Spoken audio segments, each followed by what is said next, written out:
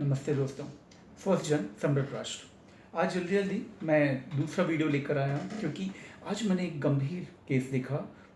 Crack bite का मतलब सांप के काटे हुए का गंभीर सर्पदंश का शिकार एक बच्चा देखा। और इसी हफ्ते मैं 4 बच्चे सर्पदंश के देख चुका हूँ।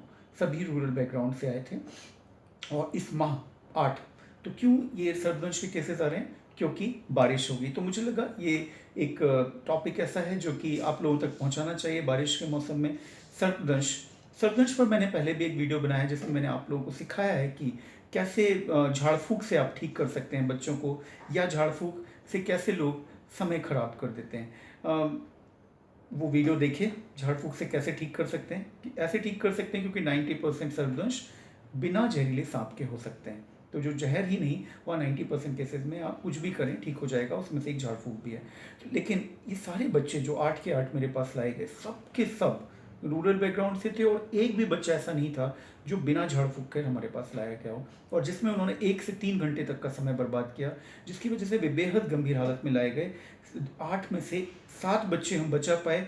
एक बच्चा जो बेहद ही गंभीर लास्ट स्टेज में, जो बिल्कुल ही गैस्पिंग रेस्पिरेशन से और मल्टी ऑर्गन फेलियर से आया, उसे हम नहीं बचा पाए अनफॉर्चुनेटली। तो ये मैसेज पहले तो ये कि झाड़ फूक में समय बर्बाद ना करें, तुरंत चिकित्सक के पास लेकर जाएं।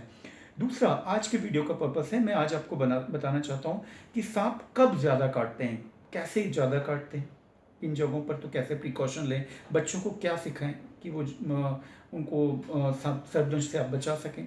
दूसरा, कौन कौन से जहरीले सांप होते हैं भारत में, उनके लक्षण क्या होते हैं, जहरीले नहीं हो तो कैसे पता चलेगा, और अंत में डॉक्टर्स क्या करते हैं, अच्छे डॉक्टर या अच्छे अस्पताल कि वो बचा पाते हैं, क्या ट्रीटमेंट है। साथ ही साथ में जो अंत मैसेज होगा वो कुछ डॉक्टर्स के लिए भी होगा क्योंकि ट्रीटमेंट का एक छोटा सा हिस्सा मैं कवर करूँगा। हालांकि ये मैं जो वीडियो बनाता हूँ ये आम लोगों के लिए ज़्यादा होते हैं, डॉक्टर्स के लिए कम। तो पहले तो मैं बता दूं कि भारत में पाए जाने वाले जो जहरीले सांप हैं उनमें है कोबरा, जो नाग, वाइपर, वाइपर में रसेल वाइपर और पिट वाइपर 2 प्रकार होते हैं। रसेल वाइपर ही भारत में ज़्यादा पाया जाता है। और तीसरा है क्रेट क्रेट क्रेट और चौथा समुद्री सांप होता है। समुद्री सांप से डेथ नहीं होती लेकिन बहुत मांसपेशियों में दर्द होता है। समुद्र पे किनारे हम लोग ज़्यादातर हमारे लोग नहीं रहते हैं, तो मैं समुद्री सांप की बात ज़्यादा नहीं करूँगा। मैं कोबरा, क्रेट और वाइपर पर ज़्यादा बात करूँगा। तो क्रेट और जो कोबरा होता है ना, वो उसके लक्षण एक से होते हैं लगभग, जबकि वाइपर के अलग होते हैं। क्रेट और कोबरा के लक्षण न्यूरोटॉक्सिक कैटेगरी में रखे जाते हैं। न्यूरोटॉक्सिक का अर्थ होता है कि नर्व्स पर हमला करते हैं और मांसपेशियों को शिथिल बना देते हैं। तो आप जो सुनते हैं कि वो नींद सी आती जाती है कोबरा बाइट में, वो नींद नहीं आती, दरअसल पलकें झुक जाती हैं, मांसपेशियां पलकों की कमज़ोर होने की वजह से तो पलकें झुक जाती हैं। घुटकने की मांसपेशी कमज़ोर होगी तो सलाइवा निकलने लगेगा, लार निकलने लगेगी, जिसे झाग सा बोलते हैं लोग। चलने में दिक्कत होने लगेगी, लोग इंसान सुस्त सा होने लगेगा, धीमे धीमे लेट सा जाएगा, गिर सा जाएगा धीमे धीमे, और साथ में मांसपेशियां सांस की अफेक्ट होने से सांस लेने में दिक्कत होने लगेगी। क्रेट और कोबरा बाइट में बहुत इंपॉर्टेंट है ये जानना कि क्रेट और कोबरा दोनों बाइट में कोई सूजन वगैरह ज़्यादा नहीं आती, ना ही ज़्यादा दर्द होता है काटी हुई जगह पर। कुछ दर्द हो सकता है, ज़्यादा दर्द का मतलब है ज़्यादा जहर अंदर गया। ठीक है। कब काटता है क्रेट और कोबरा? कोबरा तो ज़्यादातर इंसानी वाइब्रेशन और वाइपर भी डरते हैं, लेकिन जो क्रेट है ना, वो इंसानी फेरोमोन्स को पसंद करता है, इसलिए ये घरों में प्रवेश कर जाता है। खासकर रूरल बैकग्राउंड में जहाँ पर लोग ज़मीन पर सोते हैं गर्मियों में या बारिश में, तो ये घरों में आ जाता है। घरों में आने का भी क्रेट का तरीका, जैसे कि कोई झाड़ी या पेड़ आपकी दीवार से टच है, खिड़की से या दरवाजे से, या फिर आपका जो ड्रेनेज एरिया है, ड्रेनेज पाइप में वो नहीं लगा हुआ है कुछ ऐसा जिससे सांप ना आ पाए, तो वहाँ से भी, ड्रेनेज पाइप से भी सांप आ सकते हैं अंदर क्रेट, और साथ में इन झाड़ियों से भी या दरवाजों खिड़कियों से भी। तो ये अंदर आने के बाद ज़मीन पर लोग सो रहे हैं और हाथ रखा और काट दिया, ठीक है, तो सूजन आ जाएगी। साथ ही साथ में मैंने जो केसेस देखे हैं वह गमलों में बच्चे बॉल खेल रहे हैं और बॉल गमले के पास चली गई, गमले रखे हुए लाइन से। शहरी क्षेत्र में मैंने ऐसा केस देखा और वो गमले के पास सांप सुस्ता रहा है ठंडे में और वहाँ पर उसको काट दिया वाइपर ने। ठीक है, तो इस तरह के होते हैं केसेस। खेतों में लोग जाते हैं जब कीचड़ में, खेत में वहाँ पर सांप काट सकता है। अंधकार भरी जगहों पर, जहाँ ठंडक हो, जहाँ आर्द्रता हो, वहाँ पर ज़्यादा काट सकते हैं। तो बच्चों को जूते चप्पल पहना के ऐसी जगहों पर भेजें। अंधकार वाले जगहों पर थोड़ा सा टॉर्च की रोशनी वगैरह से देख लें। बच्चों को समझाएं कि झाड़ियों में बॉल चली जाती है तो थोड़ा सा पहले अलर्ट रहें और नंगे पाँव ना जाएं। पहले बैट से या डंडे से पहले वहाँ पर चेक कर लें। ठीक है, अब आते हैं बात, ये तो हुआ क्रेट और न्यूरोटॉक्सिक, जो न्यूरोटॉक्सिक क्रेट और कोबरा हैं उनके लक्षण। वाइपर को हिमेटोटॉक्सिक कैटेगरी में रखा जाता है। इसका अर्थ होता है कि वाइपर बाइट से जहाँ पर भी काटेगा वहाँ पर दर्द होगा और सूजन होती जाएगी। मैं फोटोग्राफ दिखा रहा हूँ आपको सूजन वाला वाइपर बाइट का, तो सूजन होती जाएगी और सूजन जॉइंट्स को क्रॉस करने लगेगी। जैसे यहाँ काटा है तो इस जोड़ को क्रॉस कर जाएगी, यहाँ काटा है तो इस जोड़ को क्रॉस करके ऊपर की ओर बढ़ेगी। तो ये वाइपर बाइट में होता है। और साथ में वाइपर में खून को जमाने की कैपेबिलिटी खत्म होते चले जाती है बॉडी की, क्लॉटिंग फैक्टर्स के खिलाफ काम करता है इसका जो है। तो इसके लिए एक टेस्ट करते हैं डॉक्टर्स, वो ब्लड को परखनली में हम लोग निकाल लेते हैं और लगभग 20 मिनट तक के लिए रख लेते हैं। आम तौर पे ब्लड जो है 20 मिनट के अंदर जम जाता है, या कोबरा बाइट है, क्रेट बाइट है तो जम जाएगा, लेकिन यदि वाइपर बाइट है तो वह ब्लड नहीं जमेगा। वाइपर बाइट में 20 मिनट पर रखने, जैसे इस बच्चे का जो फोटोग्राफ है इसका ब्लड नहीं जमा था। ठीक है, तो एक ये सिंपल सा टेस्ट है ये जानने का कि किस तरह के सांप ने काटा है। देन जो जहरीले सांप नहीं होंगे उनमें ना तो सूजन आएगी, ना दर्द होगा, ना ही मांसपेशियां शिथिल पड़ेंगी, बच्चा बिल्कुल नॉर्मल होगा, इंसान नॉर्मल होगा। अच्छा, बच्चों और बड़ों में फ़र्क क्या है? तो मृत्यु बच्चों में ज़्यादा होती है। क्यों? क्योंकि जहर तो वही अमाउंट डालेगा सांप, चाहे वो बड़ा हो चाहे बच्चा हो, जब काटेगा तो। लेकिन बच्चे का बॉडी सरफेस एरिया कम होने की वजह से उतना जहर कहीं ज़्यादा हो जाता है, तो इसलिए बच्चों की मृत्यु ज़्यादा होती है। साथ में बच्चों को काटता भी ज़्यादा है क्योंकि बच्चे नंगे पाँव यहाँ वहाँ खेलते हैं और प्रिकॉशंस कम ले पाते हैं इस वजह से। तो ये तो हुए आमतौर पर पाए जाने वाले लक्षण। हिमेटोटॉक्सिक जो वाइपर है उसमें सूजन, ब्लड क्लॉटिंग की क्षमता खत्म होने से कहीं से भी रक्त स्त्राव हो सकता है, ब्रेन में ब्लीडिंग हो सकती है और किडनी फेलियर हो सकता है। ये वाइपर बाइट में होने वाली मृत्यु का कारण है।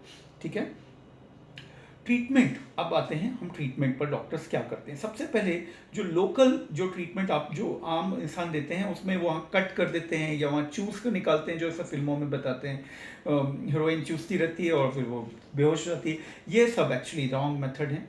ना वहाँ कट करना है, ना आपको चूसना है, ना ही वहाँ पर तेज बांधना है, टाइट बांधना है, कुछ भी नहीं करना है इनमें से। आपको करना क्या है? करना सिंपल ये है कि जहाँ पर भी काटा, सपोज किसी को हाथ में काटा तो उसको, जैसे हाथ में काटा तो एक लंबा कार्डबोर्ड ले लीजिए, बहुत छोटा सा है, मेरे सामने रखा था तो मैं आपको बता दे रहा हूँ, या ये कर लेते हैं। एक लंबा सा कार्डबोर्ड लेके उसको फिक्स कर दीजिए। ठीक है, हल्का सा बांध के, तो वहाँ पर वो हाथ हिले ना ज़्यादा, या वो पैर ज़्यादा हिले ना। जितना हिलेगा रक्त संचार उतना ज़्यादा होने से जहर उतना ज़्यादा बॉडी के विभिन्न हिस्सों में पहुँचेगा। इतना करना है। घबराहट से बहुत लोगों की मृत्यु हो जाती है, जहरीला सांप ना भी हो तो भी घबराहट से मृत्यु हो जाती है। तो उसमें ये ध्यान दें कि आप घबराहट का वहाँ माहौल ना बनाएं। वहाँ बोलें कि बिल्कुल ठीक हो जाओगे, सांप काटेगा, जहर है, चिंता मत करो, हम हैं, हम लेके चल रहे हैं आपको डॉक्टर के पास, चिंता नहीं करो, काम डाउन, काम डाउन।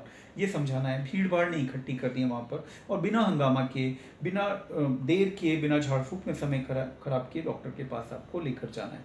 ठीक है, डॉक्टर्स जो वहाँ पर हैं उनको क्या करना चाहिए, वो क्या करेंगे?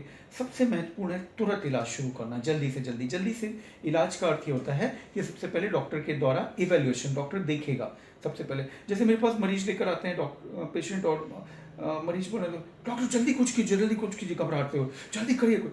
तो मैं बोलता हूँ भाई मैं देख रहा हूँ ना, यही करने का पहला स्टेप है, रिलैक्स। उनका अर्थ होता है कि डॉक्टर देखे भी ना, कुछ भी इंजेक्शन, कुछ भी कोई भी प्रोसीजर शुरू कर दे। सबसे पहले असेसमेंट करेगा, वो हालत क्या है पेशेंट की देखेगा, किस तरह का बाइट है देखेगा, जहर सांप का ही है कि नहीं ये अंदाज लगाएगा सिम्टम्स के द्वारा। देन फिर एडमिट करने के बाद यदि वो कोबरा बाइट है तो और ट्रेट है तो उसको ऑक्सीजन या वेंटिलेटर पर रखने की ज़रूरत हो सकती है, क्योंकि वहाँ पर उसकी मांसपेशियाँ शिथिल हो चुकी हैं, सांस नहीं ले पा रहा बच्चा या बड़ा इंसान। ठीक है, साथ में सपोर्टिव ट्रीटमेंट के अतिरिक्त जो होगा, कुछ जांचें वो भेजेंगे ब्लड सैंपल लेकर, साथ में जहर को काटने के लिए दवा आती है जिसके एंटी स्नेक वेनम बोलते हैं। एंटी स्नेक वेनम बड़ा इंटरेस्टिंग है, कैसे बनता है? घोड़ों में या शीप, भेड़ों को सांप का जहर अंदर दिया जाता है, जिसके खिलाफ उनकी ब्लड में इम्यूनोग्लोबिन प्रोड्यूस होता है। उन इम्यूनोग्लोबिन को विड्रॉ कर लिया जाता है, प्रोसेस कर लिया जाता है, जो कि हम इंसानों को सांप काटे के समय पे दिया जाता है। और हमारे भारत में चारों सांप, चारों वैरायटी, जो चारों जहर है, वाइपर, कोबरा, क्रेट, दोनों तरह के वाइपर, रसल पीट, सबके मिला जुला वाला एंटीवेलेंट आता है। जबकि अब्रॉड कंट्रीज में, फॉरेन में मोनोवेलेंट एंटी वेनम भी आते हैं, जो कि जैसे क्रेट ने काटा तो सिर्फ क्रेट का ही दिया जाए, वाइपर ने काटा तो वाइपर। हमारे यहाँ चारों का। इससे कुछ फ़ायदा भी है, यदि डॉक्टर को असेसमेंट नहीं है तो भी वो दे सकता है, समझ नहीं पाया वो कौन सा बाइट है तो। लेकिन नुकसान ये है कि रिएक्शंस होने की ज़्यादा संभावना होती है। तो डॉक्टर जब भी एंटी स्नेक वेनम दें तो उन्हें रिएक्शन ना हो, या रिएक्शन होने पर कोई इलाज दे सकें, इसका ध्यान रखना है। तो उसके लिए एड्रेनलिन नाम का इंजेक्शन, हाइड्रोकॉर्टिसोन, ऑक्सीजन, इस सब की व्यवस्था रखनी है। बहुत सारे डॉक्टर्स आज भी सेंसिटिविटी टेस्ट करते हैं, जिसे नहीं करना है, उसमें टाइम वेस्ट नहीं करना है। सेंसिटिविटी, यदि हाइपर सेंसिटिविटी है तब भी इलाज वही रहेगा ना, एनाफाइलेक्सिस और एंटीस्नेक वेनम देना ही पड़ेगा। इस वजह से आप एनाफाइलेक्सिस, या जैसे एलर्जी बोलते हैं, उसकी तैयारी रखें और एंटीस्नेक वेनम देना शुरू कर दें। और यदि आप सही ढंग से प्रिकॉशन रखेंगे एंटीस्नेक वेनम, क्योंकि 10% बच्चों की इस इंजेक्शन से भी मृत्यु हो सकती है, 10% बड़ों की, तो आपको वो ध्यान रखते हुए यदि आप इंजेक्शन देंगे। मेरे करियर में मैं आपको बोल रहा हूँ, ये तारीफ के लिए नहीं बता रहा हूँ, क्योंकि ये तो मेरी पूरी टीम मिलकर करती है, मैं अकेला नहीं। मैंने स्नेक बाइट से एक भी मृत्यु नहीं देखी, यदि वह समय पर, ठीक ठाक समय पर ले आया हो पेशेंट तो उसके लिए करना क्या है, सिंपल प्रोटोकॉल। तो ये तारीफ के लिए नहीं कर रहा हूँ, ये इसलिए ये भरोसा दिलाने लोगों को कि स्नेक बाइट में बहुत अच्छा इलाज मौजूद है, जिससे आराम से जान बच सकती है, बशर्ते कि वह समय पर मरीज लाया गया हो।